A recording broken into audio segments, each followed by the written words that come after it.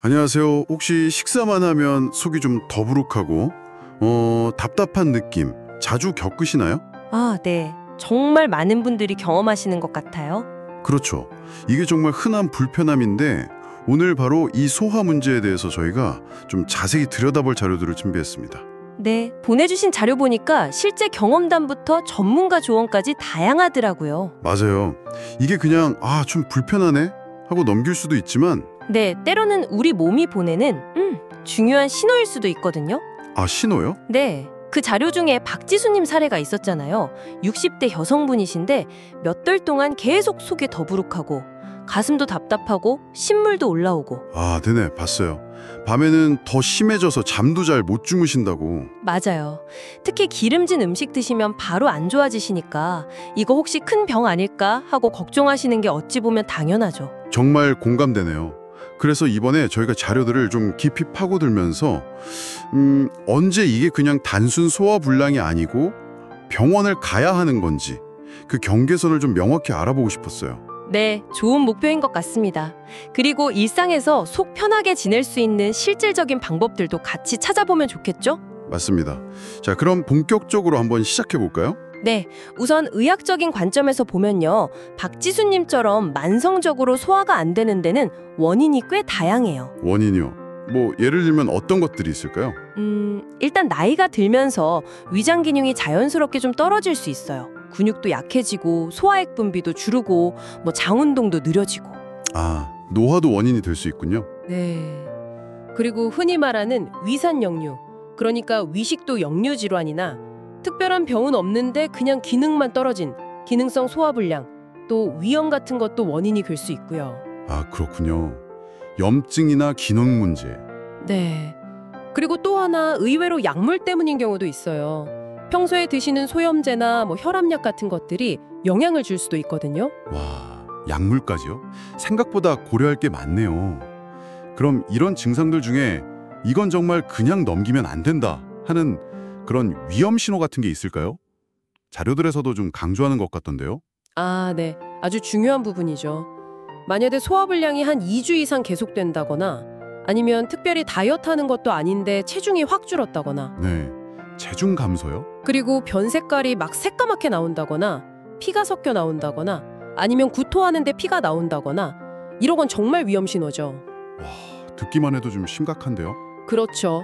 또 배가 너무 심하게 계속 아프거나 음식을 삼키기가 어렵다거나 특히 50세 넘으신 분이 갑자기 이런 증상이 생겼다면 네.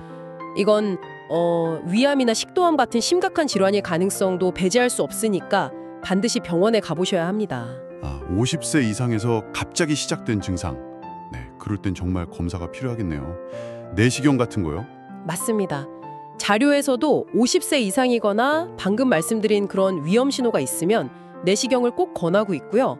경우에 따라서는 복부 초음파나 CT, 혈액 검사도 도움이 될 수 있죠. 그리고 증상일지 쓰는 것도 도움된다는 얘기가 있던데요. 네. 그거 정말 중요해요. 언제, 뭘 먹고, 얼마나 아팠는지, 다른 증상은 없었는지 이런 걸 좀 적어두시면 의사 선생님이 원인 찾는데 아주 큰 도움이 되거든요. 그렇군요. 기록의 중요성. 네. 한편 한의학에서는 이런 소화 문제를 또 다른 시각으로 보는데요. 이것도 흥미로워요. 한의학에서는 어떻게 보나요? 주로 비위허약이라고 해서 소화를 담당하는 비장하고 위장의 기능 자체가 좀 약해진 상태를 근본 원인으로 보는 경우가 많아요. 비위, 허약, 기능이 약해졌다.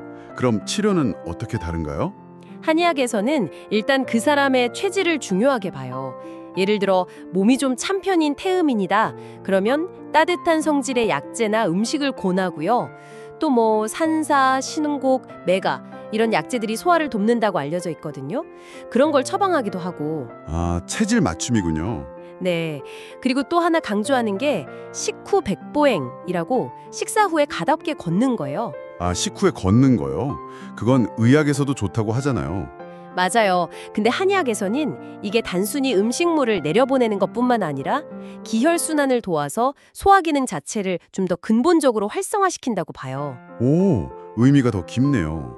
결국 양쪽 다 생활습관 개선을 엄청 강조하는 것 같아요. 네, 정말 그렇죠. 자료에 나온 분들 경험담 봐도 그렇잖아요. 이태남님이나 홍영민님 같은 분들 약물 치료도 받으셨지만 결국 식사 시간이나 양 조절하고 술 끊고 걷기 운동하고 이런 생활 습관 개선이 진짜 큰 효과를 봤다고 하시더라고요. 맞아요. 나이 탓으로만 돌릴 게 아니라는 거죠. 그럼 우리가 일상에서 바로 실천해 볼 만한 것들을 좀 더 구체적으로 정리해 볼까요? 네, 제일 기본은 역시 식습관이죠. 소식, 그러니까 한 번에 많이 드시지 말고 조금씩 자주 드시는 게 위 부담을 확실히 덜어주고요. 네, 조금씩 자주. 그리고 천천히 꼭꼭 씹어 먹는 거. 최소한 20번에서 30번 정도? 이게 침 속에 있는 소화효소가 제대로 작용할 시간을 주는 첫 단계 소화 과정이거든요. 씹는 거 정말 중요하군요. 저녁 식사는요? 저녁은 좀 가볍게 그리고 일찍 드시는 게 좋아요. 잠들기 적어도 한 3시간 전에는 식사를 마치는 거죠. 그래야 밤에 속 쓰리거나 역류하는 걸 좀 막을 수 있어요. 네, 잠자기 3시간 전. 그리고 자극적인 음식은 피하고요. 그렇죠. 기름진 거, 매운 거, 뭐 커피나 탄산, 술 이런 것들은 당연히 위를 자극하니까 좀 피하는 게 좋고요. 또 사람마다 유독 안 맞는 음식이 있잖아요. 그걸 잘 파악하는 것도 중요해요. 네, 나한테 안 맞는 음식 찾기. 식후에 바로 눕는 습관도 고쳐야겠네요. 아, 네, 그거 정말 안 좋아요. 최소 30분 정도는 앉아 있거나 좀 가볍게 움직이는 게 좋고 식후 한 30분쯤 뒤에 걷는 거 아주 좋죠. 규칙적인 운동 그리고 스트레스 관리도 빼놓을 수 없고요. 맞아요. 스트레스 받으면 소화 바로 안 되잖아요. 그리고 아침 공복에 따뜻한 물 한 잔 마시는 것도 좋다는 얘기가 많던데요. 네, 그게 밤새 쉬었던 위장을 좀 부드럽게 깨워주는 역할을 할 수 있다고 해요. 그렇군요. 울식이나 차 중에서도 도움되는 게 있을까요? 자료에 생강차가 많이 언급됐어요. 생강에 있는 진저롤이라는 성분이 위 운동을 좀 활발하게 하고 가스도 줄여준다고 하거든요. 생강차 저도 가끔 마셔요. 그리고 김치나 된장 같은 우리 발효식품도 유익균이 많아서 좋고요. 식혜나 수정가에 있는 소화효소, 또 무에도 소화효소가 많죠. 배는 열을 좀 내려주고 매실은 위장 활동을 돕고요. 귤껍질 말린 진피차도 예로부터 소화 안 될 때 많이 썼다고 해요. 오, 종류가 꽤 많네요. 네, 다만 레몬수 같은 경우는 위산 분비를 촉진할 수 있어서 혹시 위산 과다가 있으신 분은 조금 주의하시는 게 좋을 수 있어요. 그렇군요. 주의점도 있네요. 뭐 요가 자세나 지압 같은 것도 있던데요. 네, 뭐 요가 중에 바람 빼기 자세라고 복부 가스 배출에 도움되는 자세가 있고 지압점으로는 명치랑 배꼽 사이 중환혈이나 손목 안쪽 내관혈 같은 곳을 눌러주는 게 도움이 될 수 있다고 하는데 이건 뭐 보조적인 방법으로 생각해 볼 수 있겠죠. 네. 자, 오늘 이렇게 자료들을 쭉 살펴봤는데요. 소화불량이나 속 더부룩함, 이게 그냥 참고 넘길 문제는 아니라는 거 확실히 알게 된 것 같습니다. 맞습니다. 특히 아까 말씀드린 위험 신호들, 뭐 체중 감소나 검은 변 같은 거요. 그런 게 보이면 정말 반드시 전문가 진단을 받아야 한다는 점 여러분 꼭 기억하셔야 하고요. 네. 동시에 뭐 천천히 씹어 먹고 저녁 가볍게 먹고 식후에 좀 걷고 이런 정말 사소해 보이는 습관 변화가 얼마나 중요한지도 다시 한번 느꼈습니다. 그렇죠.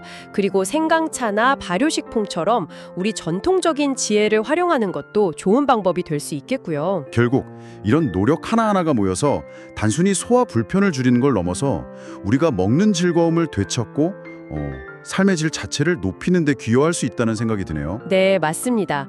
그리고 마지막으로 한 가지 더 생각해 볼 점이 있어요. 혹시 지금 다른 건강 문제 때문에 드시고 있는 약이 있다면요. 네, 약이 있다면요. 그 약이 혹시 소화에 영향을 주고 있지는 않은지 한번 확인해 보시는 건 어떨까 싶어요. 이것도 주치의 선생님이랑 상의해 보시면 어쩌면 예상치 못한 해결책을 찾을 수도 있거든요. 복용 중인 약 확인. 그것도 정말 중요한 포인트네요. 네, 이게 오늘 저희가 함께 살펴본 내용의 또 다른 핵심이라고 할 수 있겠습니다.